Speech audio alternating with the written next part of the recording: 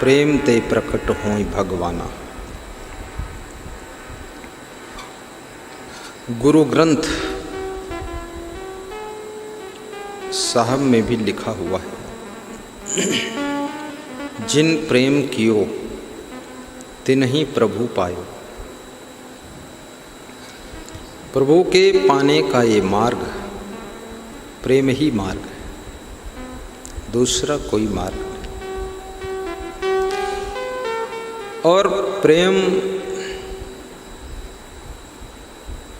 को कितने विचारकों ने परमात्मा कहा है। मानस कहता है कि प्रेम ते प्रकट होई भगवान। और पूरी जिंदगी में प्रेम का ही खेल चलता है।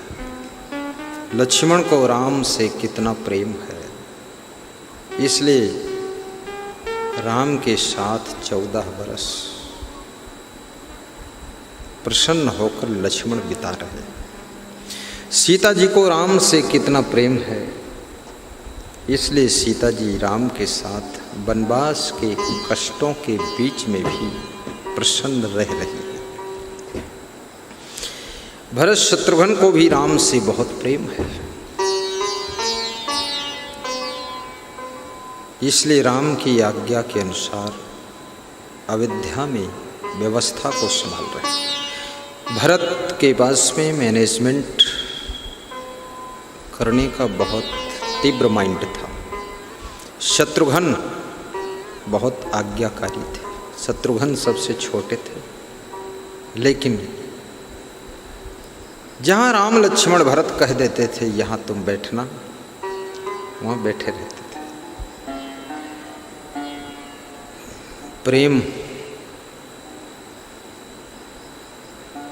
यदि कह देता है कि बैठो तो बैठने में भी सुख लगता है। आप सब कुछ विकास कीजिए, लेकिन अपने घर में प्रेम का भी विकास कीजिए। सहनशीलता रखिए, सबका ख्याल कीजिए, स्वार्थी मत बनिए।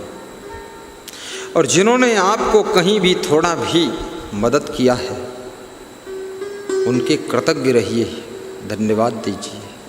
हमेशा उनका उपकार मानिए कि आपने मुझे मदद किया। स्वार्थी प्रवृत्ति छोड़िए, परमार्थी बनिए।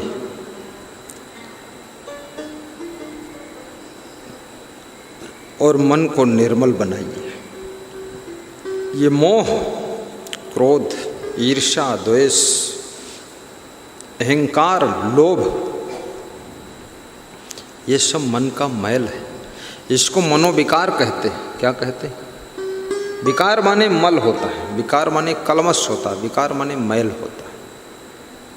ये मन का मैल है, इसको मनोविकार कहा जाता है। काम, क्रोध, लोभ, मोह, अहंकार, ईर्ष्या, द्वेष, सब राग द्वेष। और जो राग द्वेष से मुक्त नहीं हुआ, कभी प्रसन्नता और शांति की अनुभूति नहीं करता।